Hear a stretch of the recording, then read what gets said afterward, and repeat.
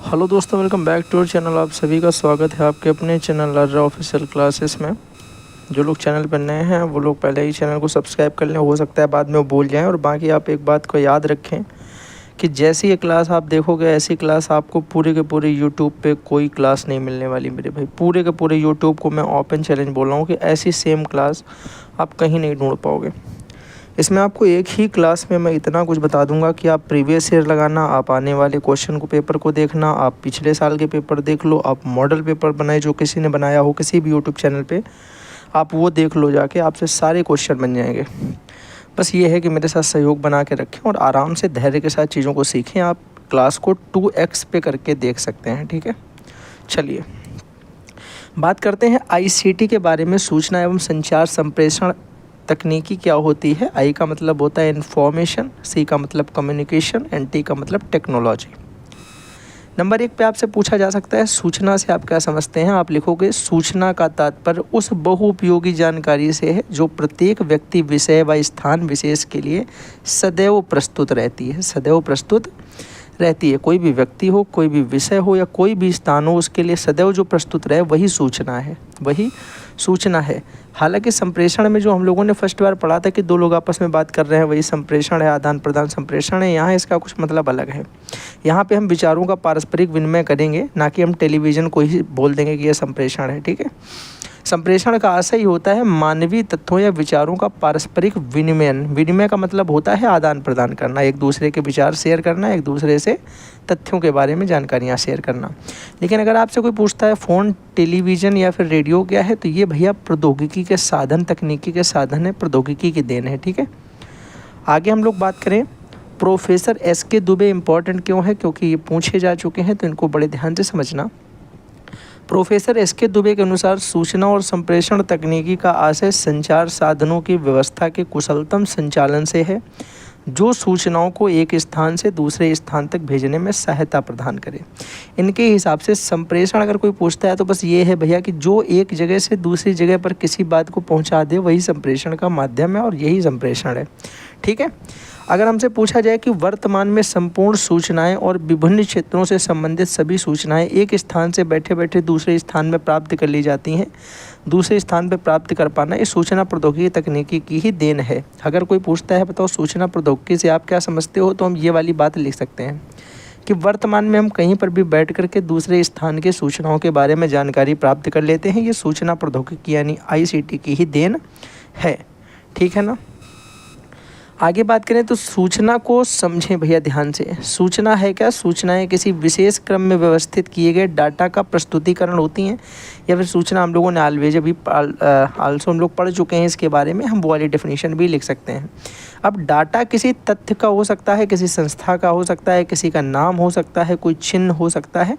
ये जितनी भी चीज़ें हैं ये डाटा के संदर्भ में यहाँ पे प्रयोग हुई। आप चाहो तो ये सारी चीज़ों के नाम ऐसे लिख सकते हो, ठीक है, जिसके द्वारा सूचनाओं का निर्माण होता है। अगर भाई किसी के पास डाटा ही नहीं होगा कि तथ्य होना चाहिए, कोई संस्था का नाम हो, चिन्ह हो, तो इन्हीं के द्वारा तो हम कुछ प्रस्तुत करेंगे। जब यही चीज़ें नहीं है तो फिर हम प्रस्तुतिकरण किसका करेंगे ना मेरे भाई। आगे भैया बात ज़रा ध्यान से सुनना कि सूचना के अगर गुण पूछे जाएँ तो सूचना कैसी होनी चाहिए। सूचना में शुद्धता होनी चाहिए ताकि एक बार पढ़ने से ही लोगों को पता चल जाए कि क्या बताना चाहता है। समय से प्रेषित होनी चाहिए, वरना टाइम के बाद अगर ये क्लास, जैसे मान लो आपका पेपर 18 को हो जाए, उसके बाद आपको इस क्लास की सूचना दी जाए, ऐसे आप याद रखो तो सूचना बेकार है। पेपर होने के बाद आप क्या करोगे इस क्लास का?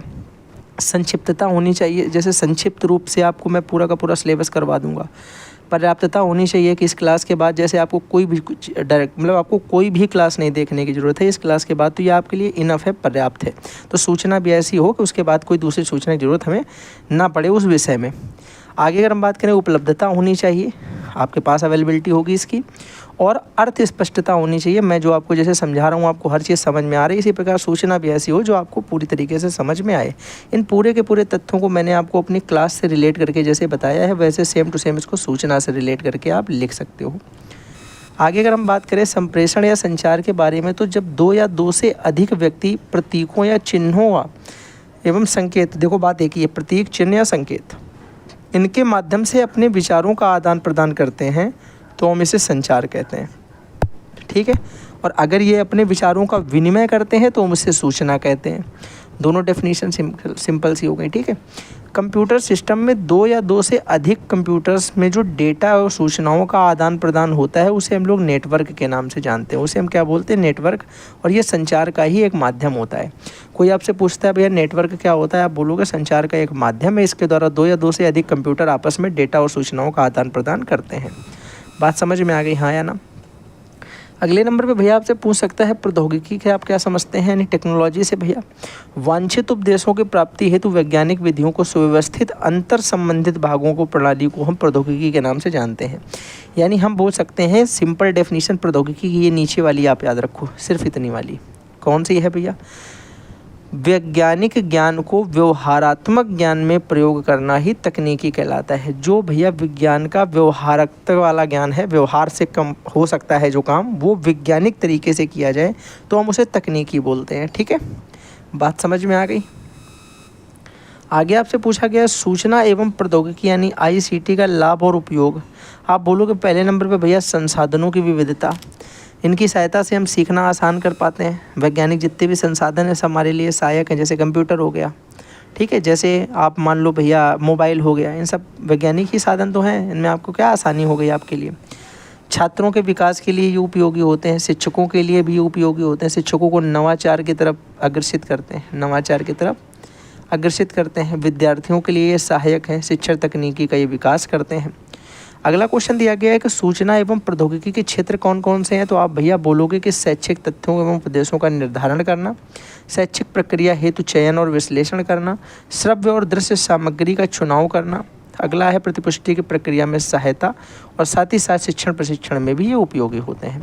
तो ये सारे इंपॉर्टेंट हैं जो आप बना करके इनके आगे का भी आप डाटा लिख सकते हो, वरना आपसे सिर्फ पॉइंट्स ही पूछे गए, आप इतना बता सकते हो। क्वेश्चन 2016-2022 में पूछा गया है कि शिक्षा के क्षेत्र में कंप्यूटर की उपयोगिता बताइए, या शिक्षा के क्षेत्र में सूचना एवं प्रौद्योगिकी की उपयोगिता बताइए। यह क्वेश्चन 2025 के मॉडल पेपर अगर बनाऊं मैं तो उसमें ज़रूर दूं। कंप्यूटर को बस इससे चेंज कर दो, बाकी आंसर में कोई भी परिवर्तन नहीं होगा। दोनों के लिए आप सेम ही लिख सकते हो कि सूचना संवहन में उपयोगी है, शैक्षिक नीति निर्धारण में, परीक्षा मूल्यांकन में, शैक्षिक प्रशासन में, अभिलेखीकरण में और दूरस्थ शिक्षा प्रणाली में। इन सभी चीज़ों में हम भैया ICT का यूज करते हैं, यानी कंप्यूटर का यूज करते हैं। ठीक है, सेम क्वेश्चन के लिए दोनों के लिए सेम ही आंसर हम लिख सकते हैं। तो ICT पूछा जाए चाहे कंप्यूटर पूछा जाए, 2025 के मॉडल पेपर में अगर मैं बनाऊंगा तो इस क्वेश्चन को ज़रूर रखूं। इस हिसाब से आप ये सोच के चलो कि इंपॉर्टेंट क्वेश्चन है। साथ ही साथ 2016 और 2022 में ये कंप्यूटर के उद्देश्य से पूछा गया है, तो इस बात को भी ध्यान में आप रखेंगे।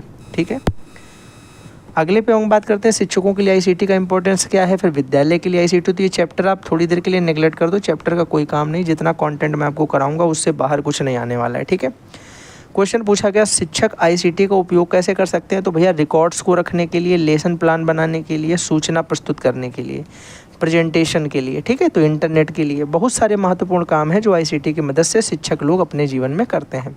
अब तो टेस्ट पेपर बनाने के लिए भी करते हैं, ठीक है ना, एग्ज़ाम शेड्यूल बनाने के लिए, लिस्ट बनाने के लिए। इसमें हम लोग और बारे में जानते हैं भैया, तो एक तो हो गया कि शिक्षण कार्य की कार्यकुशलता में वृद्धि के लिए भी शिक्षक का काम आता है। जैसे भैया शिक्षक काफ़ी कुशलता है किसी भी कार्य को प्रभावशाली बनाने हेतु तो इसका प्रयोग करता है।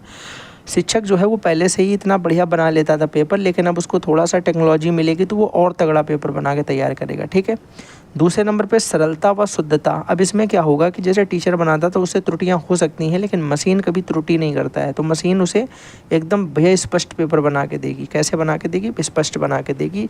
सरलता इस हिसाब से आप देख सकते हो कि किसी क्वेश्चन को करने का कोई एक तरीका पता है, मशीन आपको उसके 2-3 तरीके बता सकती है। ठीक है, आगे भैया अगर हम बात करते हैं समय की बचत, तो आपको भी पता है कि बचत होगी कि ChatGPT आ गया भैया, कुछ भी आपने डाला आपको सब कुछ मिल गया। तो this is the important thing कि इससे समय की काफ़ी बचत होगी, यानी इससे शिक्षकों का अधिक समय किसी कार्य में नहीं लगेगा, काम जो है वो तीव्रता से पूरा हो जाएगा। ठीक है, दूरस्थ शिक्षा में सहायता मिलती है, ये इसका एक पॉइंट है। साथ ही साथ याद रखिएगा दूरस्थ शिक्षा क्या है, ये 2017 में क्वेश्चन भी पूछा गया है, तो ये इंपॉर्टेंट रखिएगा। और साथ ही साथ एक बात याद रखिएगा कि दूरस्थ शिक्षा से संबंधित प्रश्न 2025 में आ सकता है, 2025 में आ सकता है भाई, इस बात का भी याद रखेंगे। आप बोलेंगे इसके द्वारा किसी भी स्थान से शिक्षण या शिक्षार्थी के शिक्षा देने में समर्थ होता है, किसी भी प्रकार की समक्षता यानी आमने सामने बैठने की ज़रूरत नहीं होती है। किसी भी प्रकार की समक्षता नहीं चाहिए, शिक्षक कहीं बैठा हो, टीचर जो है शिक्षार्थी कहीं बैठा हो, एक दूसरे को ज्ञान और शिक्षा का आदान प्रदान कर सकते हैं। आदान ही कर सकते हैं, प्रदान क्या कर सकते हैं। और याद रखिएगा, अगर किसी शिक्षा का कोई बहुत ही स्पेशलिस्ट है और आपस में वो दोनों वार्ता करते हैं तो उसको डबल हेलिक्स बोला जाएगा, ठीक है। अगर हमसे यहाँ पूछा जाता है कि नवीन शोध क्या होता है, नवीन शोध यानी यह नवीन शोध व अनुसंधान में भी सहायक होता है। जो नए शोध होते हैं, नया जो बोलते एक्सपेरिमेंट्स होते हैं, उसमें भी ये यूज में आता है। अगले नंबर पे पूछा जाए कि विकास में सहायक, तो आपको भी पता है भैया डेवलपमेंट में सहायता मिलेगी, क्योंकि नए शोध हम करेंगे तो डेवलपमेंट तो होगा ही होगा। तो शिक्षक के विषय वस्तु व पाठ्यक्रम को गहराई तक समझने में, उसका नियोजन करने में सहायता प्रदान करता है, जिससे शिक्षक का बौद्धिक विकास तीव्र गति से होता है।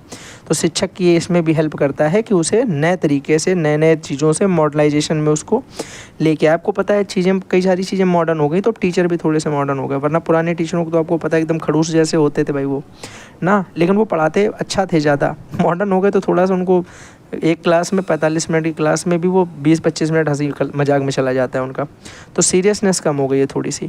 उपकरण प्रयोग की अगर हम बात करते हैं तो उसमें भैया विकास के क्षेत्र में बड़ा काम हुआ है। ये शिक्षकों के नवाचार के प्रति जागृत एवं उपकरण के प्रौद्योगिकी के विकास हेतु शिक्षण में उपयोग के शिक्षक में जानकार बनाने में सहायता करता है।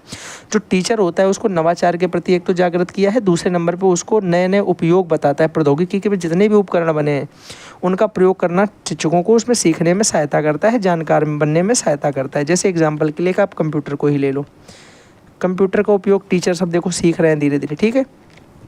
और जो नहीं सीख रहे हैं वो धीरे धीरे सीख जाएंगे, बुढ़ापे तक तो सीख ही जाएंगे, अगर वो शिक्षण करते रहेंगे। रिटायर हो गए तो बात अलग है। आगे अगर हम बात करते हैं कि शिक्षक के व्यावसायिक विकास हेतु ICT के साधन कौन से हैं, तो आप बोलोगे व्यावसायिक विकास हेतु भैया देखा जाए तो सोशल मीडिया नेटवर्क होता है, वेब कॉन्फ्रेंसिंग होता है, और ऑनलाइन क्लासेस होता है, मॉक एग्ज़ाम्स होते हैं, स्मार्ट बोर्ड है, प्रोजेक्टर है, विकीपीडिया है और सर्च इंजन है। ये बहुत सारे तरीके की भैया चीज़ें दे रखी हैं जो हमारे प्रयोग में आती हैं। साथ ही साथ याद रखेंगे विकीपीडिया में आई थिंक ये एकमात्र इतना बड़ी वेबसाइट है जो 166 भाषाओं में भैया अवेलेबल है। इतनी सारी भाषाएँ इसमें अवेलेबल हैं, ठीक है। आगे अगर हम बात करें टेक्नोलॉजी की उत्पत्ति के शब्द से होती है, ये अलग से स्पेसिफिक क्वेश्चन पूछा जाता है MCQ में। किस में पूछा जाता है? MCQ। तो याद रखिएगा इसको टेक्निकॉस शब्द से बना, जिसका अर्थ होता है कला। ये ग्रीक भाषा का शब्द है। अगर आपसे पूछा जाता है विद्यालय व प्रबंधन हेतु सूचना प्रौद्योगिकी यानी ICT जो होता है, इसकी उपयोगिता और आवश्यकता क्या है, आप वही लिख दोगे भैया। सिंपल चीज़ें, एक तो संसाधनों के समन्वय में सहायता करेगा, उत्तरदायित्व की भावना का विकास कराएगा, लक्ष्य प्राप्ति में नियंत्रण करेगा, विचारों हेतु स्वतंत्रता प्रदान करेगा, समानता लाएगा, शिक्षा की गुणवत्ता में बढ़ोतरी करेगा, शिक्षार्थी का बोझ भी कम करेगा। ये क्या करता है? शिक्षार्थी का बोझ भी कम करेगा, ये इम्पोर्टेंट है, ठीक है। आगे भैया अगर हम बात करते हैं ICT का प्रयोग कहाँ कहाँ होता है, बड़ा सिंपल है भैया, सभी जगह मैक्सिमम इसका प्रयोग होता है। आप लिख दोगे अनुसंधान में इनका प्रयोग होता है, लैब्स वगैरह में। आप बोलोगे इनका प्रयोग भैया हम लोग अस्पतालों में देखते हैं, विद्यालयों में देखते हैं, शैक्षिक निर्देशन क्षेत्र में देखते हैं, बैंकों में देखते हैं, कार्यालयों में देखते हैं, दूरस्थ शिक्षा में इसका प्रयोग किया जाता है। कोई और बचा भैया आप लिख सकते हो, इसका प्रयोग हम लोग कहाँ देखते हैं भैया, वो जो है एयरपोर्ट वगैरह जो होते हैं, ठीक है, एयरपोर्ट में इसका प्रयोग होता है, मेट्रो स्टेशन में इसका प्रयोग होता है, मेट्रो स्टेशन, ठीक है, भारतीय रेलवे वगैरह में इसका प्रयोग होता है। तो हम लोग भैया देखा जाए तो ICT का प्रयोग तो हर जगह ही मैक्सिमम करते हैं, एवरीवेयर भैया। आप कहीं भी जाओगे इनका प्रयोग आपका होता है, बैंकों में लेकर के प्रत्येक जगह आपको ये ICT का यूज मिलेगा। टेक्नोलॉजी तो हर जगह यूज हो रही है ना भाई। अब देखो अगला क्वेश्चन है कंप्यूटर क्या है, मोस्ट इंपॉर्टेंट क्वेश्चंस में है। हालांकि ये पूछा नहीं जाएगा लेकिन फिर भी आपको ये पता होना चाहिए, क्योंकि आपसे पूछा गया है कंप्यूटर के अंग के बारे में। इस बात को बड़ा ध्यान से रखिएगा दिमाग में, कंप्यूटर के अंग आपसे पूछे गए हैं, तो आपको इस बात का याद रखना है कि कंप्यूटर अगर ना भी पूछा जाए तो इसके अंग पता होने चाहिए। तो कंप्यूटर एक ऐसी युक्ति है जो आंकड़ों का विश्लेषण करके उन्हें अर्थपूर्ण बनाता है। क्या करता है? उनको एक मीनिंगफुल मीन देता है, ठीक है भाई। अब हम बात करते हैं कंप्यूटर के अंग की। 2018, 2022, 2023 में क्वेश्चन पूछा गया, मोस्ट इंपॉर्टेंट क्वेश्चन है। कंप्यूटर के सामान्यतः भैया हम दो तरीके के अंग पढ़ते हैं, एक तो हम पढ़ते हैं हार्डवेयर और दूसरा पढ़ते हैं हम सॉफ्टवेयर। एक पढ़ते हैं हार्डवेयर, दूसरा पढ़ते हैं सॉफ्टवेयर। तो आपको बस इन्हीं के बारे में बताना है। हार्डवेयर वह भाग होते हैं जिनके कंप्यूटर के जिन भागों को हम छू सकते हैं, आँखों से देख सकते हैं। हालांकि सॉफ्टवेयर वह भाग होते हैं जिनको हम आँखों से देख सकते हैं परंतु छू नहीं सकते। ये कंप्यूटर के इनर प्रोग्राम्स होते हैं, ठीक है। तो मैंने आपको हार्डवेयर के बारे में बता दिया, सॉफ्टवेयर के बारे में बता दिया। इनको हम छू सकते हैं, देख भी सकते हैं। इनको हम देख तो सकते हैं पर छू नहीं सकते। इनको हम छू भैया नहीं सकते। इनके साथ जो है वो अप्रस्तुतता अंत नहीं हो पाई है अभी इनका, तो जो है आर्टिकल 17 इनका चल रहा है, ठीक है। आर्टिकल 17 इन पे लागू नहीं हो पाया है। चलिए अगर हम बात करते हैं हार्डवेयर के बारे में भैया, किसके बारे में? हार्डवेयर। तो हार्डवेयर को मुख्यतः हम लोग 4 भागों में पढ़ते हैं। हम लोग इनपुट के बारे में पढ़ेंगे, हम लोग प्रोसेसिंग यूनिट के बारे में पढ़ेंगे, स्टोरेज के बारे में पढ़ेंगे और आउटपुट के बारे में पढ़ेंगे।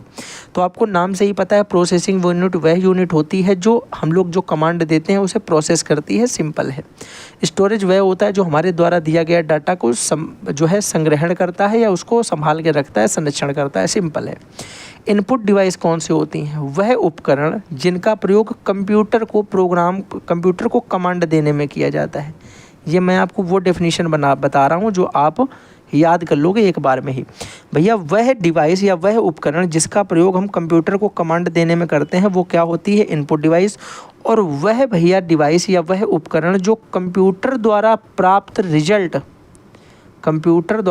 रिजल्ट या परिणाम को प्रस्तुत करता है, परिणाम को क्या करता है? प्रस्तुत करता है, उसको हम क्या बोलते हैं? आउटपुट। जैसे ध्यान से सुनना, अगर मैं आपसे कहूँ कि एक भैया माइक था और एक स्पीकर था, ठीक है, ध्यान से सुनना, और ये दोनों हमने कंप्यूटर से जोड़ रखे हैं, दोनों को कंप्यूटर से जोड़ रखा है। आप बोलो जब आप माइक से बोलते हो तो अपनी आवाज़ को किसे दे रहे हो? कंप्यूटर को दे रहे हो। तो ये तुम कमांड को दे रहे हो, तो ये माइक क्या हो गया? ये माइक इनपुट हो गया। बढ़िया बात समझ में आ गई, एक बार बोलो जल्दी। और भैया ये माइक के द्वारा जो हमने कंप्यूटर को प्रोग्राम दे रखा है, ये हमारी कमांड को हमें वापस किसके द्वारा करेगा? ये हमें स्पीकर में उस आवाज़ को सुनाएगा। तो हमारा बोला हुआ परिणाम हमें वापस किसके द्वारा मिलेगा? स्पीकर के द्वारा। तो स्पीकर हमारा आउटपुट हो गया। एक बार जल्दी से बताओ, बात समझ में आ गई? इनपुट आउटपुट में कोई भी दिक्कत तो नहीं होगी, कोई किसी प्रकार की दिक्कत? आप बोलोगे भैया जिन उपकरणों का प्रयोग कंप्यूटर को डाटा या निर्देश देने में किया जाता है, देने में, जब हम कंप्यूटर को कुछ देंगे, आप बताओ कीबोर्ड में कुछ टाइप करते हो तो कंप्यूटर को टाइप करके देते ही तो हो। आप माउस में जब कुछ दबाते हो तो भैया वो कंप्यूटर को ही तो देते हो। आप स्कैन कुछ करते हो तो वो कंप्यूटर में ही तो दिखेगा। आप माइक्रोफोन में कुछ बोलोगे तो वो कंप्यूटर में ही तो सेव होगा जाके। आप भैया इसके बाद वेब कैम का यूज करोगे, कैमरे से फ़ोटो खींचोगे तो वो भी तो कंप्यूटर में ही जाएगी। लेकिन आउटपुट क्या होता है? जो उपकरण प्रोसेसिंग के पश्चात परिणाम को शो करता है, परिणाम को प्रदर्शित करता है। जैसे जब आप फ़ोटो खींचते हो वेब कैम से, जब आप वेब कैम से फ़ोटो खींचते हो तो हमें दिखता किस में है उस फ़ोटो को? मॉनिटर। तो मॉनिटर हमको वो चीज़ वापस दिखाता है कि तुमने जो भी किया उसका ये देखो अंजाम ये निकला। जब तुमने कुछ स्कैन किया भैया तो तुमने कंप्यूटर को स्कैन करके दिया, लेकिन जब तुमने देखा कि हमने जो स्कैन किया उसकी फ़ोटो कॉपी निकालनी है तो वो प्रिंटर तुमको देगा। प्रिंटर तुम्हें वापस करके देगा कि तुमने स्कैन जो किया था वो ये है, ठीक है। ऐसे तुमने भैया जब माइक्रोफोन में बोला तो वो सुनाई तुम्हें किसके द्वारा पड़ेगा? स्पीकर द्वारा। तो यानी जो तुमने प्रोसेस किया उसका परिणाम हमें कौन देगा? स्पीकर। उसके बाद भैया हमने कहा तुमने जो चीज़ें भी इसमें सेव कर रखी थी वो सारी चीज़ें हमें दिखाएगा किसके द्वारा? प्रोजेक्टर के द्वारा। तो प्रोजेक्टर क्या हो गया? आप बोलोगे आउटपुट हो गया। अच्छा अगर मैं आपसे पूछूं, बताओ भैया जो टच स्क्रीन होता है, जो टच स्क्रीन है, टच स्क्रीन क्या होता है? आप बोलोगे भैया टच स्क्रीन को हम टच करते हैं, यानी हम कमांड करते हैं इसको, और ये कमांड कंप्यूटर में जाएगा, मतलब ये जो होगा ये इनपुट होगा, ये इनपुट होगा। कोई समस्या बताओ एक बार जल्दी से? कोई समस्या? आप इनपुट आउटपुट में कभी कोई प्रॉब्लम्स आपको नहीं होंगी, ठीक है। प्रोसेसिंग यूनिट में आपको आराम से बातें समझ में आ गई होंगी कि यह जो है ये पर्सनल यूनिट होता है, ठीक है। प्रोसेसिंग यूनिट होता है जो कि मेरे भाई कंप्यूटर का दिमाग होता है। कंप्यूटर का, कुछ लोग बोलेंगे कंप्यूटर का दिमाग तो सीपीयू होता है, तो ये सेंट्रल प्रोसेसिंग यूनिट ही होता है, ठीक है। कंप्यूटर का दिमाग होता है जो दिए गए डाटा को और निर्देशों को प्रोसेस करता है। सीपीयू में सभी गणनाएं जो होती हैं, तार्किक चीज़ें जो होंगी वो सारी सीपीयू में होती हैं। और एक मदरबोर्ड होता है जिसे मेन सर्किट बोलते हैं कंप्यूटर का। क्या बोलते हैं? Main circuit. इसी में भैया एएलयू भी होता है, ALU, arithmetic logic unit. Computer वाली जो गणितीय गणनाएँ होती हैं वो इसी में होती हैं, ठीक है। बात करें हम स्टोरेज की, तो स्टोरेज भैया सिंपल सी बात है कि यह कंप्यूटर की स्मृति है, याददाश्त है उसकी, ठीक है। याददाश्त का मतलब ये हुआ कि यह उसमें सभी निर्देश और डाटा का जो है संग्रहण करती है। ये भैया कुछ प्रकार के हम लोग पढ़ते हैं, जैसे कि हम लोग रैम पढ़ते हैं, रोम पढ़ते हैं, एचडीडी पढ़ते हैं, एसएसडी पढ़ते हैं, ठीक है। और इसी के अंतर्गत आप भैया सीडी रोम भी पढ़ते हैं। क्या पढ़ते हैं? CD ROM. ये आपसे पूछा गया है 2017 और 18 में, 2017-18 में पूछा गया। तो सीडी रोम एक ऐसी स्मृति युक्ति है जिसे हम एक स्थान से दूसरे स्थान पर डेटा को ले जा सकते हैं। जैसे लैपटॉप और कंप्यूटर है तो लैपटॉप को आप कहीं भी लेके घूम सकते हो, ऐसे सीडी होती है। सीडी में आपने जो डेटा सेव कर लिया वो आप सीडी लेके कहीं भी जा सकते हो। तो डेटा को अगर कहीं लेके जाना है तो हम उसमें सीडी रोम का प्रयोग करते हैं। भैया RAM रैम का मतलब होता है random access memory. Random access memory एक अस्थाई मेमोरी होती है, यानी कंप्यूटर चलते प्रोग्राम पे अगर कंप्यूटर बंद होता तो डाटा हमारा चला जाएगा। रोम की बात करते हैं तो ये रीड ओनली मेमोरी होती है, ये स्थायी मेमोरी होती है, डाटा का संग्रहण करके रखती है। एचडीडी की बात करेंगे, एसएसडी की बात करेंगे तो ये ऑपरेटिंग सिस्टम सॉफ्टवेयर और इनका जो डाटा लंबे समय तक है संग्रहित करके रखा जाता है, हम लोग रख सकते हैं, ठीक है।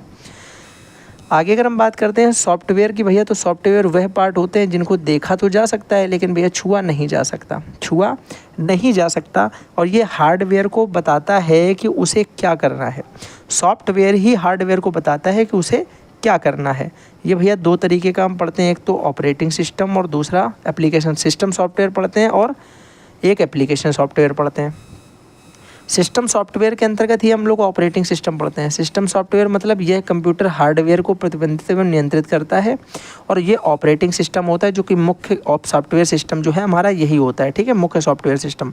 बाकी डिवाइस ड्राइवर भी होता है, यूटिलिटी सॉफ्टवेयर है जो आपके सिलेबस में नहीं है, इनको नहीं पढ़ना है, ठीक है।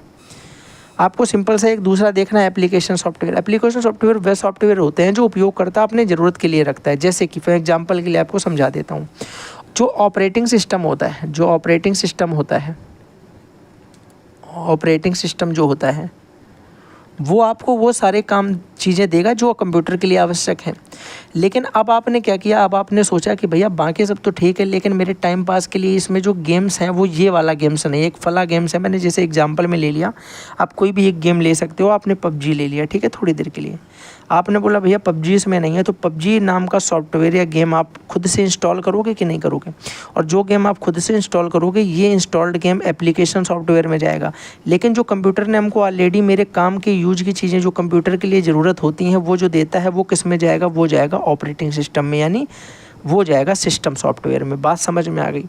दो तरीके के सॉफ्टवेयर पढ़े, एक तो सिस्टम सॉफ्टवेयर और एक एप्लीकेशन सॉफ्टवेयर। सिस्टम सॉफ्टवेयर वह सॉफ्टवेयर होता है जो कंप्यूटर के हार्डवेयर के लिए नियंत्रित करके रखता है और इसके लिए इंपॉर्टेंट होता है। एप्लीकेशन सॉफ्टवेयर वह सॉफ्टवेयर होता है जिसकी ज़रूरत हमें तब पड़ती है जो उपयोगकर्ता को अगर ज़रूरत है तो अपने उपयोग के हिसाब से इसको प्रयोग करता है या इंस्टॉल करता है, ठीक है। आप जो लिखना चाहो लिख सकते हो, कोई दिक्कत नहीं होगी इसमें। भैया जैसे एग्जांपल के लिए आप देखो MS वर्ड, आप लोग MS की पूरी फाइल अपनी तरफ से ही प्रोसेस करते हो। MS वर्ड, एक्सेल हो गया, पावर पॉइंट हो गया, टैली हो गया, टैली ERP9, ठीक है। इसके बाद भैया आपने कहा कि गूगल हो गया, क्रोम हो गया, मोजिला फायरफॉक्स, ठीक है।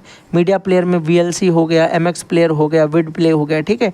इसके बाद एडिटिंग सॉफ्टवेयर में भैया कुछ लोग हो गए तो ये पिक्सआर्ट वगैरह चलाएंगे, पिक्सआर्ट हो गया, ठीक है। या फिर आपने बोला भैया जो है vidIQ हो गया, ठीक है। बहुत इस तरीके के सॉफ्टवेयर होते होंगे। vidIQ यार पता नहीं क्या होता, कुछ तो मैंने सुना है। गेम्स के वगैरह में आपने बात किया तो आपने बोला भैया जैसे PUBG हो गया, जैसे फ्री फायर हो गया, गिरेना, ठीक है, जिसे बोलते हैं गिरेना। तो आपने क्या किया कि कई तरीके के ऐसे आप लिख सकते हो गेम्स जो आपने इंस्टॉल कर लिए। डॉक्टर ड्राइविंग हो गया, मेरा फेवरेट था डॉक्टर ड्राइविंग। अब तो खैर समय नहीं मिलता है तो नहीं खेल पाता हूँ। अब दूसरे सरल शब्दों में अगर आप मुझसे ये जानना चाहें कि भैया एक सरल शब्द में बताओ कि कंप्यूटर के अंग कौन से हैं, मैं बोलूँगा कंप्यूटर के दो अंग होते हैं। जैसे मानव शरीर में एक शरीर होता है और एक आत्मा होती है, इसी प्रकार से कंप्यूटर के शरीर में एक हार्डवेयर होता है और दूसरा सॉफ्टवेयर होता है। सॉफ्टवेयर इसकी आत्मा होती है, हार्डवेयर इसका जो होता है मेरे भाई शरीर होता है। आत्मा को तुम नहीं छू सकते हो, सॉफ्टवेयर को भी तुम नहीं छू सकते हो। आत्मा को तो तुम देख भी नहीं सकते हो पर सॉफ्टवेयर को तुम देख सकते हो, बस इतना तुम्हें याद रखना है। शरीर को तुम छू भी सकते हो, देख भी सकते हो, हार्डवेयर को तुम छू भी सकते हो और देख भी सकते हो। एक बात याद रखना कि अगर पूरे के पूरे सॉफ्टवेयर आत्मा शरीर से निकल जाए तो शरीर मुर्दा होता है। ऐसे सॉफ्टवेयर का सारे खत्म कर दिए जाए तो हार्डवेयर केवल एक डब्बा की मात्र होगा और कुछ भी नहीं चलेगा, ठीक है। बात समझ में आ गई? बोलो कि बिल्कुल समझ में आ गई। अब बात करते हैं हम लोग इम्पॉर्टेंट पार्ट भैया जिसको नाम बोलते हैं पोर्टल। पोर्टल के बारे में जान गए तो पोर्टल एक ऐसी जगह होती है जहाँ पे हमें सभी तरीके की जानकारी एक ही स्थान पे मिल जाती है। जैसे मैंने कहा हमने एक ऐसा पोर्टल बनाया जिसमें हमने डाल दिया कि जॉब पोर्टल है। क्या ही है? Job portal. तो जॉब से रिलेटेड जितनी भी वेबसाइट होंगी, अपना जॉब, इनका जॉब, लिंक्डइन, ये जितनी तरीके की वेबसाइट होंगी वो सारी एक जगह हमको शो होंगी। तो हम इस वाले पेज को क्या बोलेंगे, इसको हम बोल देंगे भैया पोर्टल है। आई होप बात समझ में आ गई, हाँ या ना? बोलोगे ठीक है भैया। जैसे मैंने कहा, अगर कोई रोज़गार पोर्टल होता है तो हम बोलेंगे रोज़गार पोर्टल एक ऐसा पोर्टल होता है जिसमें हर तरीके की जानकारी एक जगह मिल जाती है।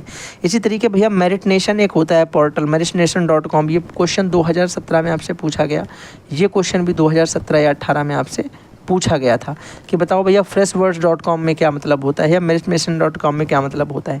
तो ये एक शैक्षिक पोर्टल होता है जिसमें शिक्षा से संबंधित सभी जानकारियाँ एक स्थान पे मिल जाएंगी। यह फ्रेश वर्ड का मतलब होता है, फ्रेश वर्ड मतलब ऐसे बच्चे या इस तरीके के बच्चों के जॉब के लिए ये पोर्टल होता है। ये एक तरीके का जॉब पोर्टल होता है। क्या होता है भैया?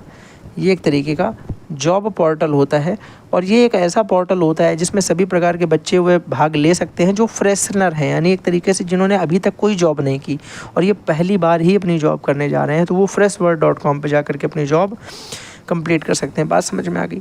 अब हम बात करेंगे भैया श्रव्य व दृश्य सामग्री। आपसे पूछा गया क्वेश्चन, याद रखेंगे। श्रव्य सामग्री वह होती हैं जिन्हें केवल सुना जा सकता है, दृश्य सामग्री वह होती हैं जिन्हें केवल देखा जा सकता है, और श्रव्य और दृश्य सामग्री वे होती हैं जिन्हें सुना और देखा दोनों जा सकता है। सुना और देखा दोनों जा सकता है। जैसे चलचित्र हो गया, जैसे चलचित्र हो गया, सिनेमा हो गया, सिनेमा हो गया, ये सारी चीज़ें हमारी आ जाएंगी श्रव्य दृश्य में। केवल श्रव्य की अगर हम बात करेंगे तो रेडियो हो गया, टेप रिकॉर्डर, ये सारे सिर्फ हम सुन सकते हैं। और अगर सिर्फ देखने की बात करें तो चार्ट हो गया, मैप हो गया, श्याम पट्ट हो गया, ब्लैक बोर्ड हो गया, ये सारी चीज़ें हम सिर्फ देख सकते हैं। बात समझ में आ गई एकदम, हाँ या ना? श्रव्य दृश्य, टेलीविज़न, कंप्यूटर, ठीक है, मैंने बता दिया। चलचित्र या सिनेमा। 2022 में आपसे क्वेश्चन पूछा गया, मोस्ट इंपॉर्टेंट में आएगा कि भैया जो इंटरनेट होता है वो क्या होता है। आप बोलोगे इंटरनेट एक ऐसी युक्ति होती है या ऐसा मान लो एक तरीके की ये युक्ति है जिसमें एक कंप्यूटर दूसरे कंप्यूटर से आपस में क्या होता है, जुड़ा होता है। मैं अपनी भाषा में बता रहा हूँ, लिखा वाला नहीं बता रहा हूँ। इंटरनेट एक दूसरे से जुड़े कई कंप्यूटरों का जाल होता है, आप ये भी लिख सकते हो, सिंपल है, जो राउटर या फिर सर्वर की सहायता से दुनिया के सभी कंप्यूटर या किसी भी कंप्यूटर को आपस में जोड़ सकते हैं।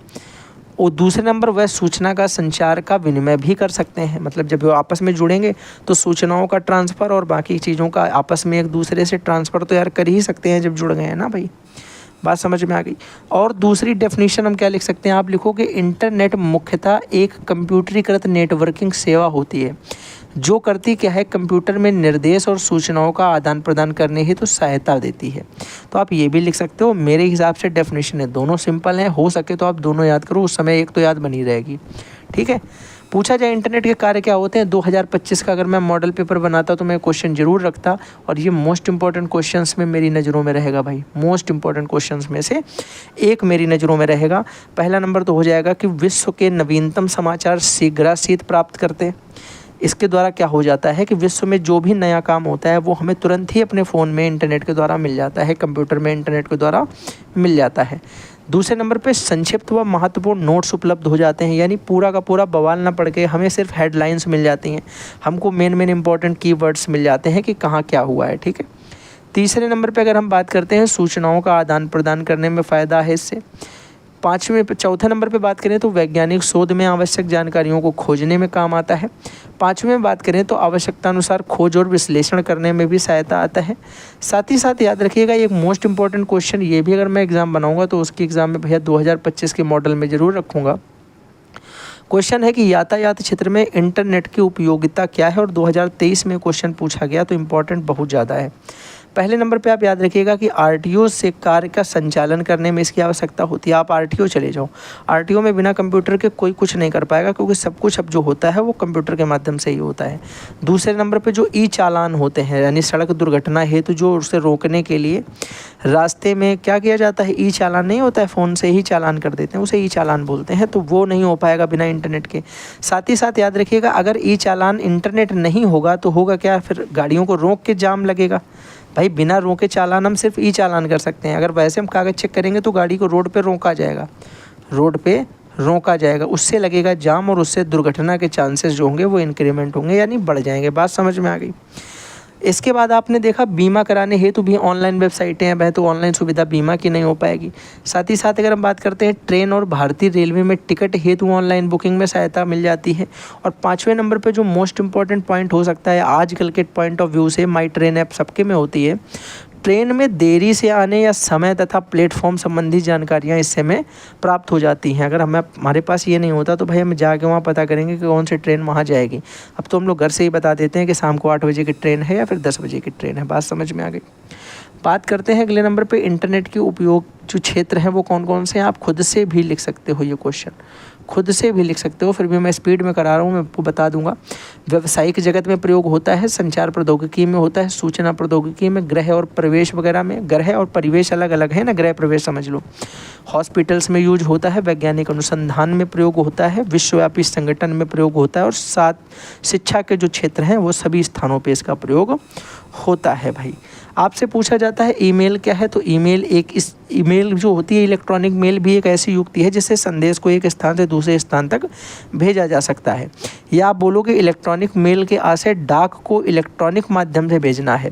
जो आपका डाक यानी जो पोस्ट होता है, जो संदेश होता है, उसे आप इलेक्ट्रॉनिक माध्यम से भेज सकते हो और इसकी सहायता से संदेश तीव्रता से और संप्रेषित हो जाता है। साथ ही साथ याद रखिएगा इसमें समय नष्ट नहीं होता, समय आपका बच जाता है। जा करके लेटर दोगे उससे बेटर भेज दिया, ठीक है। मोस्ट इंपॉर्टेंट क्वेश्चन है, प्रीवियस ईयर में आया हुआ है क्वेश्चन, इस बात को याद रखेंगे।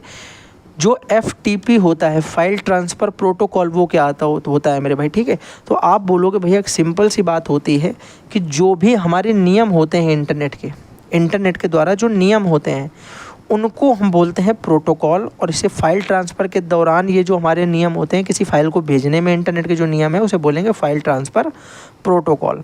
क्या बोलेंगे? File transfer protocol.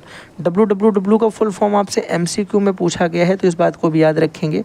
World wide web होता है, ठीक है, वर्ल्ड वाइड वेब। इसका मतलब विश्व फाइलों का संचलन करने से, यानी इसे हम होम पेज के नाम से भी जानते हैं, जिसे हम प्रारंभ फाइल भी कहते हैं। यानी होम पेज जो होता है वो www से ही स्टार्ट होता है।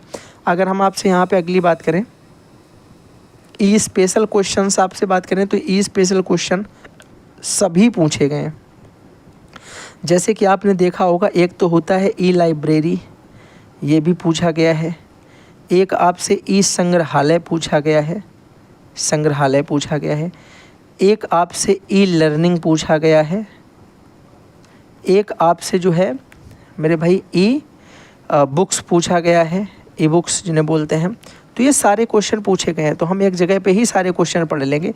2017 और 2019 में पूछा गया मॉडल पेपर के लिए इंपॉर्टेंट क्वेश्चन था कि ई बुक्स से मतलब क्या है। आप बोलोगे ई बुक का मतलब इलेक्ट्रॉनिक बुक्स से तात्पर्य होता है ऐसी बुकें जो डिजिटल रूप में पाई जाती हैं, जिनमें किसी भी प्रकार के कागज़ की आवश्यकता नहीं होती है। ये हमारे कंप्यूटर और मोबाइल फ़ोन में उपस्थित होती हैं, ठीक है। ये निम्न फॉर्मेट में पाई जाती हैं, PDF हो सकती है, डॉकएक्स हो सकती है, PTP हो सकती है, ETC हो सकती है, ठीक है, एक्सेट्रा।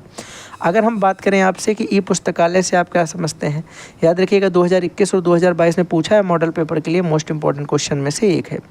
इसी को हम लोग डिजिटल लाइब्रेरी के नाम से भी जानते हैं, याद रखेंगे। इसमें पत्रिका, पुस्तक, समाचार पत्र, सभी प्रकार की सामग्री भौतिक रूप से ना होकर के डिजिटल रूप में होती है। ये जरूर लाइन याद रखें, सब में यही आप चिपका सकते हैं कि कोई भी चीज़ जो डिजिटल रूप में है, भौतिक रूप में ना होकर के, वो सारी की सारी हमारी ई की श्रेणी में आती है। अगर हम आपसे बोलें कि ई प्रयोगशाला क्या, ई लैबोरेटरी बोलते हैं इसे, ई लैब जो होता है वर्चुअल लैब, ठीक है। तो 2022 में क्वेश्चन पूछा गया, इसे वर्चुअल लैब के नाम से भी जाना जाता है।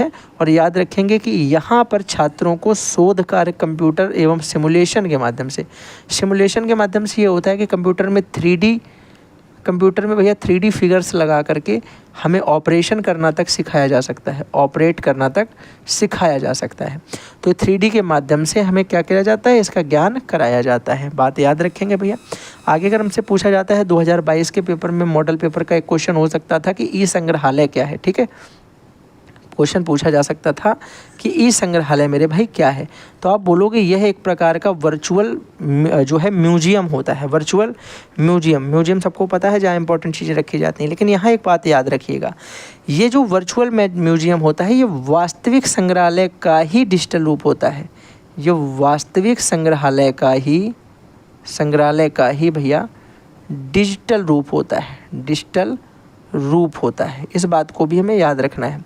तो आप बोलोगे वर्चुअल संग्रहालय होता है जिसके घर बैठे ऐतिहासिक कलाकृति व प्राचीन कालिक प्रदर्शनी आदि का भ्रमण किया जा सकता है। ये वास्तविक में अगर देखा जाए तो संग्रहालय का ही डिजिटल रूप होता है। ये लाइन जो लिखी ये मोस्ट इंपॉर्टेंट है, इस बात को याद आप रखेंगे, ठीक है।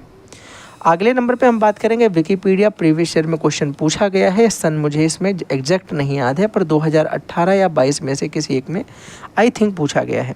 विकिपीडिया दो शब्दों से मिलकर बनता है, विकी और इंसाइक्लोपीडिया। पहले इसका नाम ही इंसाइक्लोपीडिया था अगर आपको याद है, फिर इसका नाम अपडेट होकर विकिपीडिया हो गया है। बनाया किसने है तो जिमी वेल्स ने बनाया है, लैरी सेंगर ने बताया है। इंपॉर्टेंट क्वेश्चन है, इस बात को भी याद रखेंगे। 15 जनवरी 2001 में इसको लॉन्च किया गया था और ये पहला एकमात्र ऐसा वेबसाइट था भैया जो 262 भाषाओं में उपस्थित है। आई थिंक मैंने पहले 162 बता दिया है भैया, उसे 262 कर दीजिएगा, ठीक है। 262 भाषाओं में ये उपस्थित है। पृष्ठों को इसमें ऐड कर सकते हैं ब्राउज़र का प्रयोग करके इसमें पेज ऐड किए जा सकते हैं। भारत में सर्वाधिक मशहूर और उपयोगी वेबसाइट में से ये एक है, ठीक है। अगर हम बात करते हैं वेब पोर्टल के बारे में तो याद रखिएगा 2018, 2019, 2021 और 2022 पोर्टल रिलेटेड क्वेश्चन ये जो आया है बहुत इंपॉर्टेंट है मेरे भाई। मैंने आपको जॉब पोर्टल बता दिया, मैंने आपको मेरिट नेशन पोर्टल बता दिया, मैंने आपको fresherwords.com बता दिया, ठीक है। अभी हम लोग बात करेंगे वेब पोर्टल की। तो यह एक तरह की वेबसाइट ही है जिसमें उपयोगकर्ता द्वारा कई तरह की जानकारी एक ही स्थान पर उपलब्ध हो जाती है, ठीक है। एक ही स्थान पर उपयोग जो है करने वाली वेबसाइटों को इकट्ठा कर दिया जाता है। इसका मतलब भैया ये होता है कि जैसे अगर आपको जॉब चाहिए तो वो जॉब से रिलेटेड पूरी की पूरी जानकारी आपको एक ही पेज पे, जैसे सरकारी रिजल्ट है तो सरकारी रिजल्ट का वो पोर्टल है, एक ही पेज पे आपको सारी की सारी जॉब्स की जानकारी मिल जाएगी। आपको 10 जगह जाने की ज़रूरत नहीं पड़ती है। इसमें आपका यूज़र नेम भी हो सकता है, पासवर्ड भी हो सकता है, तो आप ये भी याद रखेंगे, ठीक है। आप चाहो तो इनको यूज़र नेम पासवर्ड द्वारा भी सेव कर सकते हो। अगर हमसे बात किया जाता है भैया नेटवर्क की, तो नेटवर्क क्या होता है हम लोग ऑलरेडी पढ़ चुके हैं। 2 या 2 से अधिक कंप्यूटर आपस में जो जोड़े जाते हैं वो नेटवर्क की सहायता से ही जुड़ते हैं।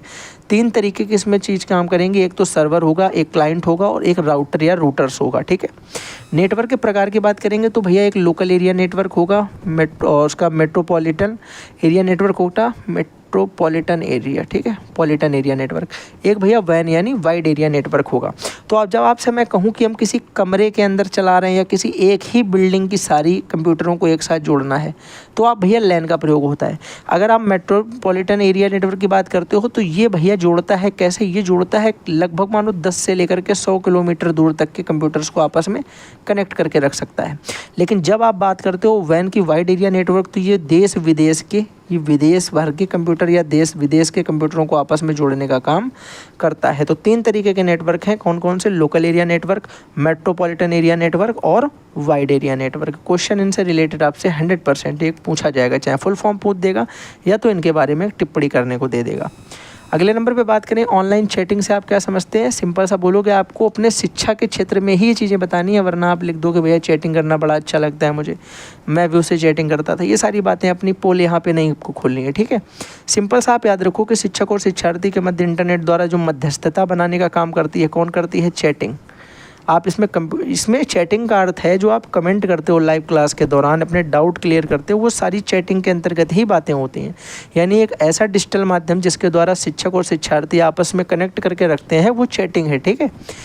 कहीं भी स्थित किसी भी व्यक्ति से आप जो है संदेशों का आदान प्रदान कर लेते हैं, साथ ही साथ लिखित विचारों का ही आदान प्रदान करते हैं, और ये कम समय में कम खर्च में डाक सेवा आपको प्रदान करता है। मतलब पत्र तरीके का हम लिख के भेज देते हैं, यानी संदेश से आते हैं, संदेश से जाते हैं और आप रात भर किसी से बतियाते हैं। इन बातों को आपको नहीं ओपन करना है यहाँ पे, ठीक है। ये अपने मन में रखिए, अगर ज़रूरत है तो कमेंट बॉक्स में बताइए कि आप किससे बातें करते हैं। चलो ठीक है, आगे हम लोग बात करते हैं भैया डिजिटल। अगर विषय वस्तु की हम बात करते हैं तो उसके साधन कौन कौन से हैं। आप बोलोगे नंबर 1 पे भैया ई बुक हो गया, ओवरहेड प्रोजेक्टर हो गया, स्लाइड शो हो गया, CD DVD हो गया, ट्रेनिंग क्लासेस हो गया, विकिपीडिया हो गया, ठीक है। तो ये सारी की सारी चीज़ें वे हैं जो डिजिटल विषय वस्तु में प्रयोग आती हैं। और ई बुक्स के साथ में ई लाइब्रेरी, ई संग्रहालय, ई लर्निंग ऐप्स, ई पोर्टल, ये सारे के सारे इसमें भैया आप ऐड कर सकते हो इफ़ यू वांट, ठीक है। अगर तुम चाहते हो सिर्फ और बड़ा करना क्वेश्चन को तो आप अपने मन से बढ़ा सकते हो। बाकी आपको मैंने इसमें लगभग सबके बारे में बताया, आप इनके बारे में भी लिख सकते हो कि विकिपीडिया इसमें 262 भाषाएँ हैं, कितना बढ़िया है, ठीक है। और किसने किसने इसको बनाया था जल्दी से कमेंट बॉक्स में बता दो। चलो फिर हम लोग बात करते हैं स्मार्ट क्लास की। स्मार्ट क्लास कौन सी क्लास होती है? तो इसका अभिप्राय ऐसी नवीन प्रक्रिया से है जहां नए नए साधनों के द्वारा शिक्षा प्रदान की जाती है। यानी जहां पे नए नए साधनों का प्रयोग करके शिक्षा दी जाएगी वहां पे हम बोलते हैं कि भैया ये है स्मार्ट क्लास। एजुसेट कार्यक्रम आपसे 2017-2018 में पूछा गया, इस बात को भी याद रखेंगे। एजुसेट प्रोग्राम का मतलब होता है एजुकेशन से रिलेटेड सैटेलाइट। देखो एजुकेशन से रिलेटेड सैटेलाइट, सेट का मतलब सैटेलाइट। आप लिखोगे ये एक शैक्षिक उपग्रह प्रोग्राम है जिसे भारतीय अंतरिक्ष संस्थान इसरो ने लॉन्च किया। ये पूछा गया है एमसीक्यू में क्वेश्चन। एमसीक्यू में आपसे पूछा गया कि बताओ एजुसेट उपग्रह लॉन्च करने वाला जो संस्था है वो नासा है, इसरो है, या उसमें दो नाम और दे रखे हैं वो है, तो आपको इसरो लगाना है। इसके द्वारा ये सितंबर 2004 में लॉन्च किया जाता है और यह एक कृत्रिम उपग्रह है। कैथा उपग्रह है? कृत्रिम उपग्रह है। सेट का पूरा नाम अगर आपसे पूछा जाए, इसका दूसरा नाम पूछा जाए, इसका दूसरा नाम भैया होता है GSAT-3 और इसका पूरा नाम अगर आपसे पूछा जाता है तो वो होता है एजुकेशन सैटेलाइट।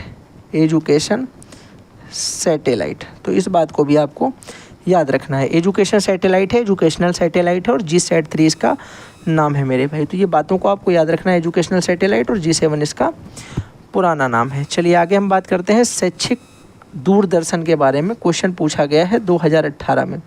अच्छा, अगर मैं आपसे एक बात पूछूं कि भैया एक हो गया शैक्षिक दूरदर्शन, एक हो गया शैक्षिक दूरदर्शन और एक आपने नाम सुना होगा आकाशवाणी। आकाशवाणी, ठीक है। तो ये दोनों प्रसार भारती के द्वारा, प्रसार भारती जो है इसके द्वारा ही संचालित होती हैं। ये दोनों प्रसार भारती के द्वारा ही संचालित होने वाली जो है संस्थाएं हैं। बात हम करते हैं शैक्षिक दूरदर्शन के बारे में। तो दूरदर्शन शैक्षिक प्रोग्राम का महत्व से कारण ही इसे शैक्षिक दूरदर्शन कहते हैं। एक दूरदर्शन, यानी दूरदर्शन मतलब होता है किसी को देखना, तो देखने के सेंस में, दूर से दर्शन करने के सेंस में जब शैक्षिक प्रोग्राम को ऐड करेंगे तो वो शैक्षिक दूरदर्शन हो जाएगा। यानी हम दूर से दर्शन कर रहे हैं किसका? शैक्षिक चीज़ों का, शिक्षा से संबंधित चीज़ों का। इसके द्वारा बालकों को सीखने में सरलता और आसानी होती है। साथ ही साथ याद रखेंगे कि इसमें बालक को सभी ज्ञानेंद्रियों से, जैसे आँख से देखता है और कान से सुनता है, दोनों ज्ञानेंद्रियों का प्रयोग करता है। साथ ही नोट्स अगर बनाता है तो वो हाथ से लिखता भी है, हाथ से लिखता भी है भाई। विद्यार्थी जो विद्यालय नहीं जाते हैं उनके लिए ये आवश्यक होता है। साथ ही साथ साक्षरता कार्यक्रम के लिए ये आवश्यक है। और कई बार उत्तर स्तरीय के जो पाठशाला या होती हैं, या फिर हम ये भी बोल सकते हैं कि जो उच्च स्तरीय पाठशाला है, अब तो हर तरीके का प्रोग्राम मिलता है भाई, हर तरीके के बच्चे को एजुकेशन का नॉलेज इससे मिल सकता है। याद रखिएगा मोस्ट इंपॉर्टेंट क्वेश्चन है 2020, 2019, 2016, 2022 और 2023 में अलग अलग आयामों में अलग अलग तरीके से पूछा गया। वीडियो कॉन्फ्रेंसिंग या टेली कॉन्फ्रेंसिंग से आप क्या समझते हैं? आप बोलोगे भैया बिल्कुल सरल बात है कि जब 3 या 4 या फिर इससे भी अधिक लोग एक साथ एक दूसरे को सूचनाओं का आदान प्रदान करते हैं। लेकिन याद रखिएगा इसमें एक बात को, अगर ये आदान प्रदान केवल श्रव्य विधि द्वारा होता है, केवल श्रव्य विधि से होता है, तो हम उसे बोलते हैं टेली कॉन्फ्रेंसिंग। और अगर ये भैया दृश्य और श्रव्य विधि से होता है, दृश्य और श्रव्य विधि से मतलब दिखाई भी पड़े और सुनाई भी पड़े, तो हम उसे बोलते हैं वीडियो कॉन्फ्रेंसिंग। Video conferencing. तो ये आपको भी पता चल गया होगा, जब आप लोग कॉन्फ्रेंस कॉल करते हो भैया तो एक ग्रुप होता है जिसमें 10 लोग जुड़ करके आप लोग वीडियो कॉल कर लेते हो, तो ये वीडियो कॉन्फ्रेंसिंग होती है। 2 या 2 से अधिक लोग या 4 लोग या 10 लोग, जितने लोग भी भैया ऐड हो सकते हैं उतने लोग ऐड होकर के जब एक दूसरे से आदान प्रदान सूचनाओं का करते हैं कि और भाई तुमने क्या पढ़ा, और भाई तुम्हारी कितनी तैयारी चल रही है, तो इस तरीके की चीज़ों को हम वीडियो कॉन्फ्रेंसिंग बोलते हैं। साथ ही साथ टेली कॉन्फ्रेंसिंग वो होता है जिसमें हम सिर्फ श्रव्य सामग्री या श्रव्य विधि द्वारा एक दूसरे से केवल बातें करते हैं। तो आई थिंक वीडियो कॉन्फ्रेंसिंग भी आपको समझ में आ जाएगा कि ये हमारा दृश्य श्रव्य दोनों से होगा, बाकी का पूरा आपको सेम वैसा ही लिखना है। अगला क्वेश्चन है, आपसे पूछा जाता है कि डाटा माइनिंग से आप क्या समझते हैं? मोस्ट इंपॉर्टेंट क्वेश्चन है भैया, इस बात का बड़ा ध्यान रखिएगा। 2021 में आया और इस क्वेश्चन को मैं अपने मॉडल पेपर 2025 में ज़रूर रखूँगा, क्योंकि यह क्वेश्चन आपके दिमाग के लिए बहुत ज़्यादा इंपॉर्टेंट है। साथ ही साथ याद रखिएगा एक क्वेश्चन और मैं आपसे पूछना चाहता हूँ कि एक जापानी ज्वर है, जापानी ज्वर, मस्तिष्क ज्वर जो होता है, ये मैंने उसमें विज्ञान वाले में क्वेश्चन शायद भूल गया हूँ मैं, डाला है, आप लोग बताइएगा कन्फर्म करके। ये एक इंपॉर्टेंट क्वेश्चन में से एक है, ठीक है मेरे भाई। चलिए हम लोग बात करते हैं भैया सबसे पहले किसकी, डाटा माइनिंग क्या होता है भाई, डाटा माइनिंग क्या होता है। आप बोलोगे भैया कभी कभी किसी विषय में हमारे पास समस्याएं हो जाती हैं, हम क्या बोलेंगे, विद्यालय प्रशासन द्वारा सर्वोत्तम प्रशासन विद्यालय प्रबंधन समिति के लिए शिक्षण संघ द्वारा विषय, या सिंपल सा भैया किसी विषय या विषय से संबंधित जो समस्या है इस पर निर्णय लेने के लिए आंकड़ों का जो है वो खनन किया जाता है। खनन मतलब उसे खोद के निकाला जाएगा, बिल्कुल उसके तह तक जाया जाएगा, और इसी चीज़ को हम डाटा माइनिंग कहते हैं। इसी चीज़ को हम डाटा माइनिंग कहते हैं, यानी किसी विषय या समस्या के समाधान हेतु जो खनन प्रक्रिया होती है आंकड़ों की, उसे हम डाटा माइनिंग के नाम से जानते हैं, ठीक है भाई। चलो अगला क्वेश्चन देखो, 2022 में ये पूछा गया था कि freshersword.com, क्या मैंने आपको बताया ये एक तरीके का जॉब पोर्टल होता है, और यहाँ पर नए स्नातक या ऐसे व्यक्ति जिनकी पहली बार जॉब होती है उन पर अत्यधिक ध्यान केंद्रित किया जाता है। यानी फ्रेशनर से ही आप समझ जाओगे, फ्रेशर्स मतलब होता है जो नए हैं, बिल्कुल फ्रेश हैं एकदम, ठीक है। तो फ्रेशर्स मतलब ऐसे व्यक्ति जिन्होंने पहली बार ही स्नातक कंप्लीट किया या फिर भी 12th हुआ है, वो जॉब के लिए अप्लाई करने वाले हैं, देन उनके लिए ये थोड़ा सा इंपॉर्टेंट पार्ट होने वाला है। अगले नंबर पर आपसे पूछा जाता है भैया मेरिटनेशन क्या होता है, meritnation.com। ये भी भैया एक तरीके का शिक्षा पोर्टल होता है। मुख्य रूप से ये स्कूल के जो छात्र होते हैं उनको सहायता प्रदान करता है कि भैया आपको किस तरीके पढ़ाई करनी है और क्या चीज़ें आपको पढ़नी है। चलिए हम बात करते हैं, प्रसार भारती की मोस्ट इंपॉर्टेंट संस्था है 2019 में और 2022 में क्वेश्चन आया। इसको क्वेश्चन को मैं 2025 में 3 सेंस में रखूँगा कि आपसे इससे रिलेटेड ही दूरदर्शन पूछ सकता है, इससे रिलेटेड ही आपसे आकाशवाणी पूछ सकता है, और इससे रिलेटेड ही आपसे शैक्षिक दूरदर्शन या शैक्षिक आकाशवाणी पूछ सकता है। चलिए याद रखिएगा कि प्रसार भारती भारत की एक स्वायत्त सार्वजनिक प्रसारण संस्था है, स्वायत्त सार्वजनिक प्रसारण संस्था है, और इसके अंतर्गत 2 संस्थान होते हैं। कौन कौन से, एक तो दूरदर्शन आता है, दूसरा आकाशवाणी आता है। इसका गठन हमारा किया गया था 23 नवंबर 1997, मोस्ट इंपॉर्टेंट है, इस बात को याद रखिएगा। ईस्वी में इसका हमने क्या किया भैया, स्टार्टिंग की, और इसके द्वारा किया क्या जाता है, एक तरीके से जैसे कंट्रोलर होता है उसी प्रकार से दूरदर्शन और आकाशवाणी को क्या करता है, कंट्रोल करता है, इस पे स्वायत्त बना के रखता है, अपना वर्चस्व बना के रखता है। चलिए बात करते हैं सर्च इंजन की। मोस्ट इंपॉर्टेंट क्वेश्चन है ये, क्वेश्चन आपसे 2022 या 23 में से किसी एक में पूछा गया था, बहुत इंपॉर्टेंट क्वेश्चन में आएगा भैया। यह एक ऐसी युक्ति होती है जो इंटरनेट पर खोज कर हमें परिणाम प्राप्त करने में सहायता देती है। यानी जब भी हम कुछ खोजते हैं तो नेट पे हम उसे सर्च किस पे करते हैं, हमेशा सर्च इंजन पे, जैसा कि गूगल हो गया, याहू हो गया, एनियाक हो गया, बहुत सारे, फायरफॉक्स हो गया, मोजिला वर्ड्स हो गया, ये सारे आपके सर्च इंजन में ही आ जाएंगे, गूगल क्रोम हो गया। स्मृति क्षमता संबंधित आपसे प्रश्न पूछा जा सकता है, बड़े ध्यान से याद रखिएगा कि 8 बिट मिलने से 1 बाइट बनता है, 4 बाइट आपस में मिलती हैं तो 1 निबल बनता है, 1024 अगर बाइट आपस में मिलती हैं तो 1 किलोबाइट बनती है, 1024 किलोबाइट मिलेंगी तो 1 मेगाबाइट यानी 1 MB जिसे हम बोलते हैं, और वहीं पे अगर 1024 MB मिलती हैं तो 1 गीगाबाइट यानी 1 GB बनता है, और यहीं पे भैया याद रखिएगा अगर 1000 GB बनता है तब जाके 1 टेराबाइट यानी TB बनता है। बात आपको याद रहेगी, एक बार जल्दी से बोलेंगे हाँ भैया, एकदम बढ़िया तरीके से याद रहेगी। 2019 में आपसे क्वेश्चन पूछा गया, 2019 में आपसे क्वेश्चन पूछा गया था CD-ROM क्या है। मैंने आपको बताया यह एक तरीके की डिस्क का ही प्रकार होता है जिसके द्वारा केवल डाटा का संग्रहण ही नहीं किया जा सकता बल्कि उसे एक स्थान से दूसरे स्थान तक ले भी जाया जा सकता है। जैसे मैंने आपको बताया कि लैपटॉप पर्सनल कंप्यूटर में जो अंतर होता है, लैपटॉप अगर मान लो ये वाला जो मेरा है ये डिस्क है, ये हमारी रोम है, तो ये हमारा जो लैपटॉप होता है वो क्या होता है, ये हमारी CD-ROM होती है। बात कंफर्म समझ में आ गई, हाँ या ना, जल्दी से एक बार बोलेंगे। फिर भैया अगला नंबर दिया है कि भारत में इंटरनेट सेवा का विकास कब होता है। आप बोलोगे 15 अगस्त सन 1995 में भारत में इंटरनेट का विकास होता है। यहाँ से हमारे ये महत्वपूर्ण और छोटे छोटे तथ्य स्टार्ट होते हैं। इंटरनेट के प्रमुख भाग आपसे पूछे जाएँ तो निम्नलिखित प्रमुख भाग होते हैं भैया, जैसे टेलीफोन नेटवर्क, उपग्रह, ठीक है, उपग्रह संचार हो गया, मुख्य सूचना कंप्यूटर हो गया, मॉडेम हो गया, उपग्रह हो गया, और हमारा साथ ही साथ केबल हो गया, केबल नेटवर्क हो गया, ठीक है। अब देखो यहाँ पूछा जा सकता है आपसे 1 नंबर पे कि MS वर्ड से आप क्या समझते हैं। परिभाषा सुनिएगा, MS वर्ड एक वर्ड प्रोसेसिंग प्रोग्राम होता है या सॉफ्टवेयर होता है। इसका प्रयोग दस्तावेज, डॉक्यूमेंट बनाने, संपादित करने, उसे एडिट करने, फॉर्मेट में उसे सेट करने, इन सब चीज़ों में भैया उसका प्रयोग किया जाता है। इसमें हम रिपोर्ट बना सकते हैं, पत्र लिख सकते हैं, लेख लिख सकते हैं, बायोडाटा बना सकते हैं जिसे रिज्यूम बोलते हैं। साथ ही साथ किताबें जैसे दस्तावेज भी हैं वो आसानी से बनाए जा सकते हैं। तो ये सिंपल सा हमारा MS वर्ड था, MS वर्ड था भैया। अगर हमसे बात करता है इसके बाद उपयोग में टेक्स्ट टाइप करना, फ़ॉन्ट का आकार बदलना, रंग बदलना, टेबल बनाना, चार्ट बनाना, चित्र बनाना, लेआउट सेट करना, ये सब इसके प्रमुख कार्य होते हैं।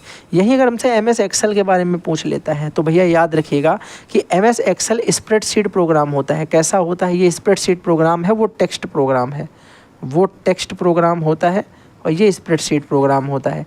इसका प्रयोग डाटा पंक्तियों को, स्तंभों को यानी कॉलम को, उसमें जो तालिकाएं बनी होती है, टेबल यानी इस तरीके का बना होता है। ये एक्सेल इस तरीके का होता है और इसमें इस सांचे बने होते हैं, ठीक है। ये तो इनमें ABCD ऐसे, फिर 1 2 3 ये सारे नंबर होते हैं। तो A का फर्स्ट, B का सेकंड, C का थर्ड, D का, ऐसे करके हम लोग सेट करते हैं। तो इन्हें व्यवस्थित करने में, इनमें गणना, किसी भी तरीके की कैलकुलेशन, मार्कशीट, डेटा विश्लेषण आदि करने में इसका विशेष प्रयोग किया जाता है। और ज़्यादातर इसका प्रयोग हम गणितीय और सांख्यिकी कार्यों में ही करते हैं। ज़्यादातर इसका उपयोग हम गणितीय और सांख्यिकी कार्यों में ही करते हैं। इसका मुख्य उपयोग देखा जाए तो बजट बनाने में, वित्तीय रिपोर्ट तैयार करने में, डेटा चार्ट बनाने में, ग्राफ दिखाने में, डिजिटल गणनाएँ में, साथ ही साथ याद रखिएगा मार्कशीट बनाने में, मार्कशीट बनाने में, ठीक है। साथ ही साथ अगर हमसे बोला जाए भैया जो है बिल बनाने में, बिल बनाने में भी इसका उपयोग करते हैं। वैसे तो अब टैली का करते हैं, ठीक है, लेकिन फिर भी इसका प्रयोग किया जाता है। बात कर रहे हैं MS एक्सेस की मेरे भाई, तो MS एक्सेस एक डाटाबेस मैनेजमेंट सिस्टम होता है, यानी इसे DBMS बोला जाता है। DBMS का फुल फॉर्म आपसे पूछा जा चुका है प्रीवियस ईयर में, इस बात को भी हमें याद रखना, डाटाबेस मैनेजमेंट सिस्टम। इसका उपयोग डाटाबेस बनाने में, प्रबंधित करने में किया जाता है और साथ ही साथ बड़ी मात्रा में डेटा को संग्रहित या स्टोर करने में, बहुत बड़ी डाटा में जो डेटा स्टोर करते हैं उसमें भी इसे व्यवस्थित करने में, ज़रूरत पड़ने पे हिसाब की जानकारी निकालने में इसका प्रयोग करते हैं। तो हम लोग इसका यूज़ भैया कहाँ कहाँ करते हैं? बड़े हिसाब में, बड़े लेवल पे डाटा को सेव रखने में इसका प्रयोग किया जाता है, याद रखेंगे, ठीक है। तो हमने यहाँ लिख दिया भैया ग्राहकों की जानकारी संग्रहित करने में, स्टॉक रिकॉर्ड बनाए रखने में, एक ही जगह पर बड़े बड़े डाटा व्यवस्थित करने, प्रबंधित करने, उन्हें खोजने और साथ ही साथ उनमें जो है बदलाव भी इसी के द्वारा हम लोग यहाँ पे संग्रहण द्वारा कर सकते हैं। पावर पॉइंट की अगर हम बात करें भैया, MS पावर पॉइंट क्या होता है? रिप्रेजेंटेशन के लिए इसका प्रयोग करते हैं। ये एक देखो प्रेजेंटेशन सॉफ्टवेयर ही होता है।